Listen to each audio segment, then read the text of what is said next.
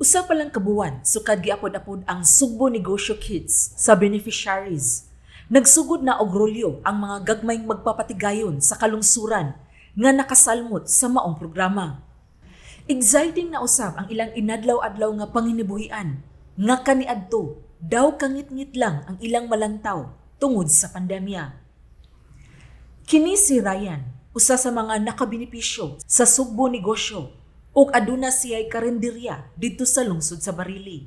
Ako si Ryan Foronda, nagpasalamat ko dako ni Gov Queen o ni Attorney Jimbo Borgonya nga sa pagsugod nako pag-ayuda nila sa Sugbo Negosyo. Sa nakatabang jud nako kay pila ka buwan taw nag-lockdown may nakatabang may kay ang among mga tindiro wa jud na mo pabulian sa Negros kay lockdown pod. Amo silang filduhan, ayudahan ra na dako na may lugi pero si attorney si Gobwin o si attorney Bargunya nitabang din naman pasalamat mi nakasugod na balik sa among negosyo. Apan dili lang ang sama ni Ryan nga nakadawat sa Sugbo Negosyo Kits ang nakatagamtang sa bunga sa maong programa. Kadto usab suppliers ug mga gagmay nga supermarkets nga partner merchants sa Kapitolyo nakabenepisyo usab niini.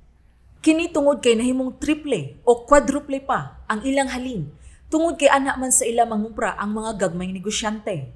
Mao kini ang nagtakod-takod nga epekto sa ekonomiya nga dala sa maong programa. Duha sa merchant partners nga miapil sa maong programa mao si Melinda Di Maangay, tag-iya sa Try and Merchandise, usa ka gamay nga grocery store sa merkado sa Dumanhog. Kaniadtong wala pa ang Sugbo Negosyo, mukita siya og labing menos tag 50,000 pesos ang adlaw. Apan dihang midagsa sa iyang tindahan ang Sugbo Negosyo buyers, midoble og mitriple pa ang iyang halin. Gani bag-o lang siya nakakolekta og 1.3 milyones pesos nga bayad gikan sa Kapitolyo. Matud din ng Melinda, dili lang taga Dumanhog ang mangumpra sa ilaha, apan apil na ang mga silingang lungsod.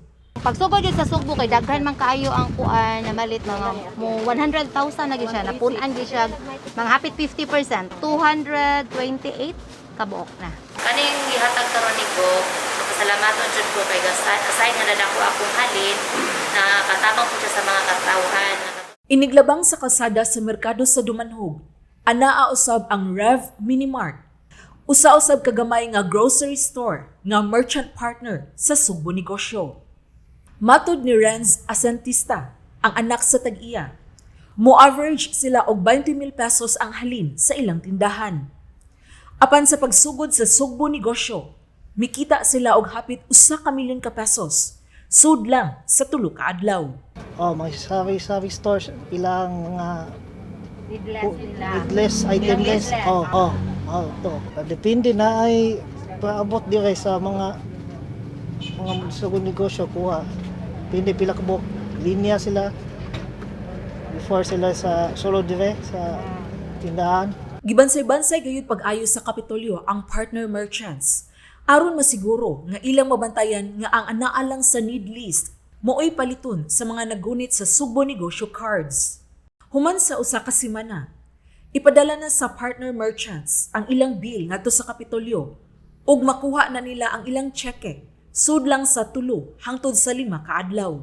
Sa pagkakaron, miabot na og 73 milyones pesos ang nagasto sa 1.2 milyon ka pesos nga giapod-apod sa Kapitolyo ngadto sa beneficiaries.